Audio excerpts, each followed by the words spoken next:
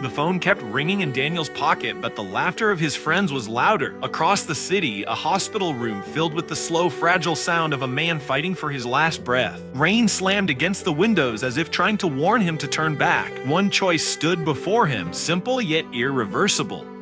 Stay with the people who made the night exciting, or go to a man who had given him his entire life. He chose the noise, he chose the party, and before the night ended, that single decision would cost him the goodbye he could never reclaim. He could never reclaim. The rain had been falling since morning, not the gentle kind that sings on rooftops. This rain struck the earth like a warning, cold, relentless, unforgiving. Daniel stood outside the hospital gates, water soaking through his shirt, his phone trembling in his hand. 37 missed calls, all from one person, Mom. He stared at the screen, jaw tight, heart strangely calm. Behind him, laughter burst from the parking lot. Loud music thumped from a black SUV. His friends waved bottles in the air. "Daniel, hurry up!" Marcus shouted. "The night is young." Daniel glanced once at the emergency entrance. Bright white lights flickered through the glass doors. The smell of antiseptic drifted into the wet air. For a moment, something twisted inside his chest. Then his phone vibrated again. He pressed the side button. The screen went dark. Marcus pulled him toward the car. "Stop acting old. It is just another hospital visit." Parents always exaggerate. Daniel forced a smile and climbed inside. The door slammed shut. The music swallowed every other sound as the SUV sped away. The hospital grew smaller in the rearview mirror. So did the last chance he never realized he had. 2 hours later, neon lights painted the club in violent shades of red and purple. The bass shook the floor. Perfume and sweat blended into a suffocating cloud. Daniel raised a glass. Someone cheered. Someone spilled a drink across his shoes. Marcus threw an arm around his shoulder. "This is life." Daniel nodded, yet the rhythm felt distant, as if his ears were packed with cotton. His phone buzzed again in his pocket. He ignored it. Again. Ignored. Again. Finally, he pulled it out. A single message glowed on the screen. Dad collapsed. "Come now." The letters seemed too still for such heavy words. For a second, the music died in his head. "What happened?" Marcus asked, noticing his expression. Daniel swallowed. "My father fainted." Marcus shrugged. "Old people faint. He will wake up. Tonight is your promotion party. Do not ruin it." The crowd shouted Daniel's name. A chant began. "Speech! Speech!" He looked at the exit, just a few steps away. Rain streaked the glass doors like tears. Then he looked back at his friends. Smiling faces, raised glasses, a celebration built just for him. He lifted his drink. "I will go later," he said quietly. The decision slipped out so easily that it scared him, but he stayed. He laughed louder, drank faster, danced harder. Every vibration in his pocket became easier to ignore, until the phone stopped vibrating at all. At 2:13 in the morning, the club light snapped on. The party was over. Reality returned like a slap. Daniel checked his phone again. 7 missed calls, 1 voicemail. His hands suddenly felt cold. He pressed play. His mother's voice came through, broken, barely human. "Daniel, your father kept asking for you." He kept looking at the door. "Please come, please, come, please."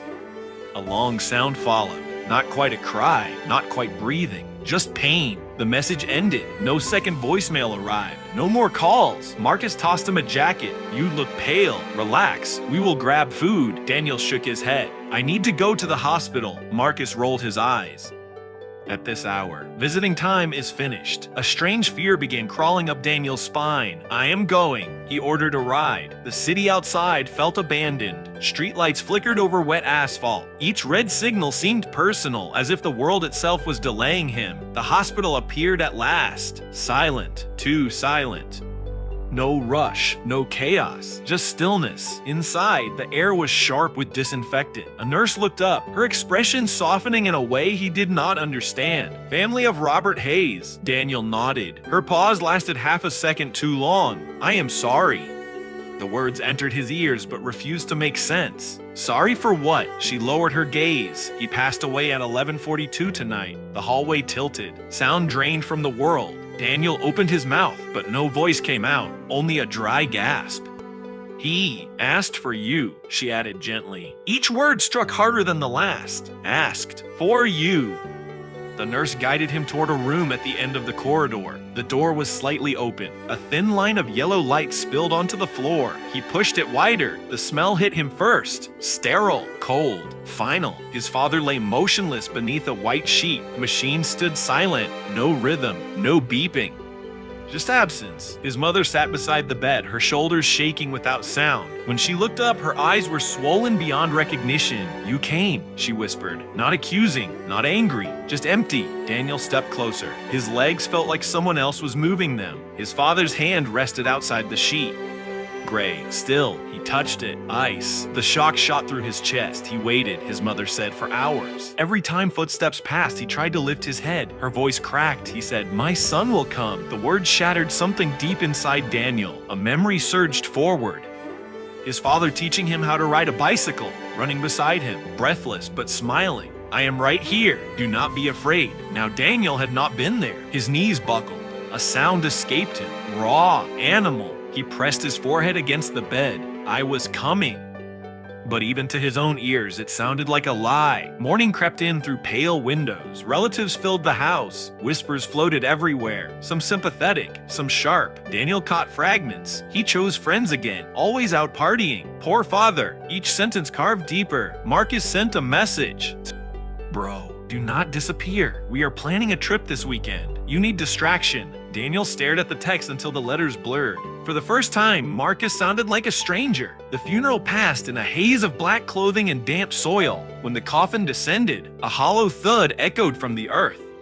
Daniel flinched as if struck. A sudden wind swept across the cemetery. It carried the scent of rain and fresh dirt. He imagined his father alone in the dark ground. Waiting, still waiting. That night, Daniel returned to the empty house. His mother had fallen asleep from exhaustion. The silence felt alive. Every creak sounded like a footstep. He wandered into his father's study. Nothing had moved. Glasses on the desk. A half-read book. A mug with cold tea forming a thin film on top. Then he noticed a small recorder beside the lamp. A blinking red light. His heart began pounding. He pressed play. Static filled the room. Then his father's weak voice emerged. "If you are hearing this, I suppose I ran out of time." Daniel froze. "I wanted to tell you something while I still could." A fragile breath crackled through the speaker. "All my life, I tried to give you freedom, but I feared the world would steal you away from us." Another pause. Long, painful. "You stopped coming to dinner. You stopped answering calls. Yet every night your mother set a plate for you." Daniel's throat burned. "I was not afraid of dying," his father continued softly. "I was afraid that my last sight would be a door that never opened." Daniel collapsed into the chair. Air refused to enter his lungs. "I am proud of you, always. But remember this. Friends celebrate your rise. Family holds you when you fall. A trembling inhale. Choose wisely, my son."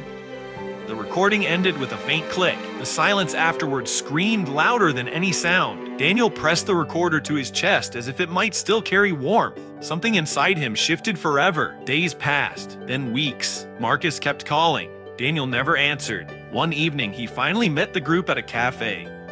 The laughter felt forced now. Marcus leaned forward. "You vanished. That is not like you." Daniel studied their faces. Not one had been at the hospital. Not one had asked how his mother survived the nights. "You told me old people faint," Daniel said quietly. Marcus frowned. "Do not blame me for that."